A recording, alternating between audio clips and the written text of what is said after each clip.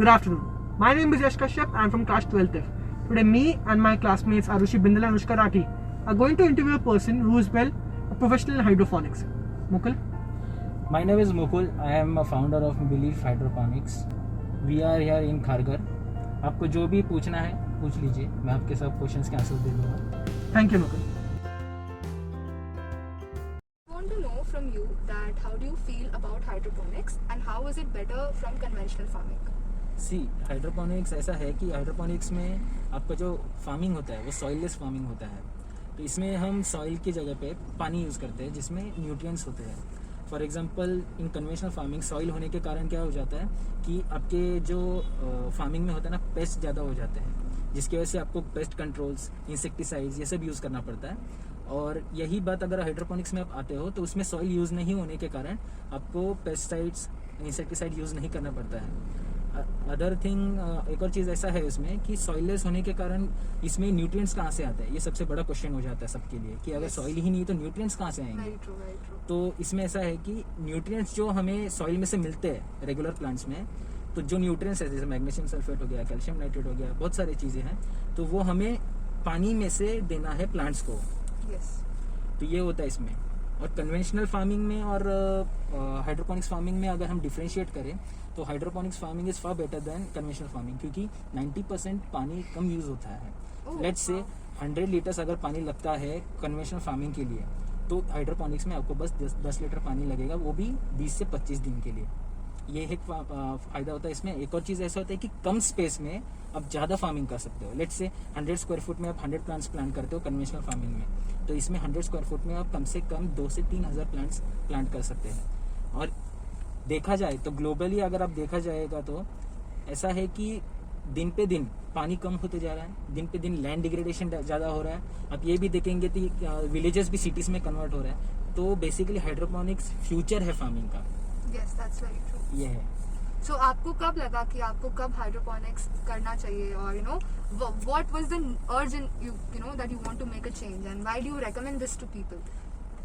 अभी मैं भी मेरा फैमिली भी जो है वो एक फार्मर बैकग्राउंड से आता है. Okay. तो अगर कन्वेंशनल फार्मिंग में प्रॉब्लम क्या हो जाता है कि आजकल का एनवायरनमेंट ऐसा हो गया है कि जिसकी वजह से आप बता नहीं सकते कि आपकी फार्मिंग अच्छी होगी कि नहीं होगी. लैंड डिग्रेडेशन है, जो सीजनल्स है, मतलब अनकंडीशनल क्लाइमेट्स है, कभी भी बारिश हो जाता है, कभी भी ठंड होता है. उसकी वजह से कन्वेंशनल फार्मिंग में प्लांट्स को बहुत नुकसान होता है. प्लांट्स को नुकसान होना मतलब फार्मर्स को नुकसान होना, तो इसमें फार्मर्स का बहुत प्रॉब्लम हो जाता है. यही आप चीज़ अगर फार्मर हाइड्रोपोनिक्स यूज़ करता है तो वो चाहे उस हिसाब से उसकी मर्जी से क्लाइमेट क्रिएट करता है, मतलब एक एनवायरनमेंट क्रिएट करता है, ताकि जो प्लांट को जितना टेम्परेचर, जितना ह्यूमिडिटी, जितना न्यूट्रिएंट्स, ये सब उसको मेजर्ड वैल्यू में मिलता है, जिसकी वजह से आपका जो क्रॉप्स होता है वो डैमेज नहीं होता है. और इसकी वजह से आपको एक फ़ायदा ऐसा होता है कि आप जो भी उगाते हो वो आपको 90% आप मार्केट में बेच सकते हो. इसमें आपका कोई क्रॉप का डैमेज नहीं है, तो इससे फार्मर भी आगे बढ़ सकता है.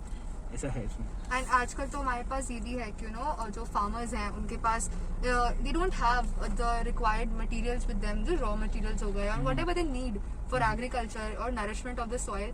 सो बहुत प्रॉब्लम्स होती हैं उनको भी. तो आई थिंक ये अगर जितना मेथड हम स्प्रेड करें तो बहुत अच्छा होगा कि we give people knowledge about this. तो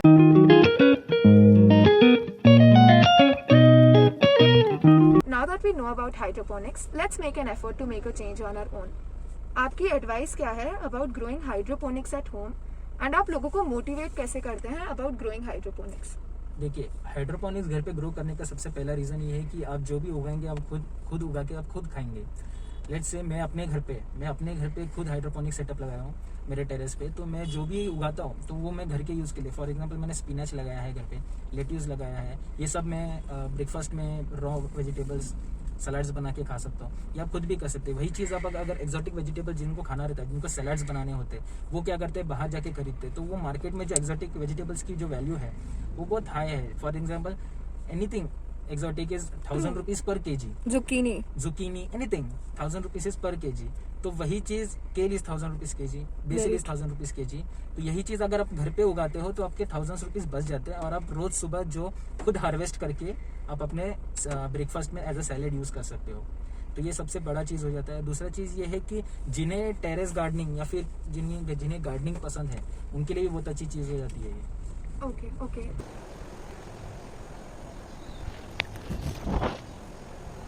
So thank you so much, Mukul sir, for joining us, and it's been a pleasure having you with us. And I'm really happy that you could give us your time, your precious time, to help us out. And educating us on this topic definitely increased our urge to learn more about such topics that are the future of our generation. मुझे भी अच्छा लगा आप सबसे बात करके. ये farming का फ्यूचर है, तो इसे जितना हो सके आप भी इसे फैलाएं, मैं भी फैलाता हूँ. जितना हो सके नॉलेज बांटिए इसको, और ये फार्मिंग का फ्यूचर होने की वजह से इसमें आप सबका भी फायदा होगा और लोगों का भी फायदा होगा. सबसे बड़ी चीज़ अर्थ के लिए फायदा हो जाएगा. Thank you. Thank you.